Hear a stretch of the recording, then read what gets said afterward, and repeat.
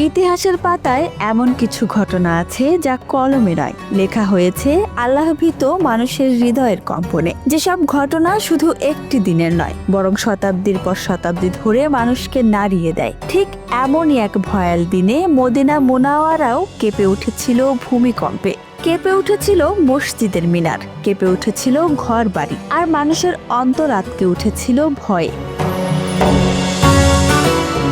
কিন্তু সেই ভীতচকিত মুহূর্তে মদিনার আকাশে বজ্রনীনাদের মতো একটি কণ্ঠ ধ্বনিত হয়েছিল। সে কণ্ঠ ছিল ইসলামের দ্বিতীয় খলিফা, ন্যায়নিষ্ঠ আল্লাহভীরু শাসক হযরত ওমর রাদিয়াল্লাহু তাআলার। তিনি মিম্বারে উঠে দাঁড়ালেন। মদিনার মানুষ স্তব্ধ হয়ে গেল। তার কণ্ঠে ছিল না কোনো ভয়, ছিল শুধু তাওবার ডাক, ছিল আত্মসমালোচনার আহ্বান।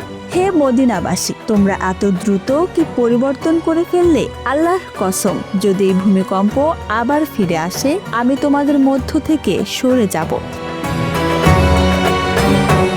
এই কথাটা শুধু একটি সতর্কবার্তা ছিল না, এ ছিল একটি জাতির আত্মার মুখোমুখি দাঁড়ানোর ডাক। আরেক বর্ণনায় তিনি আরো স্পষ্ট বলেন, মানুষ যে গুনাহ সৃষ্টি করেছে, ভূমিকম্প এসেছে তারই কারণে। হযরত ওমর রাদিয়াল্লাহু তাআলার কাছে ভূমিকম্প শুধু মাটির কাঁপুনি নয়, এটা ছিল আসমানি ইশারা, এক নিঃশব্দ সতর্ক ঘণ্টা।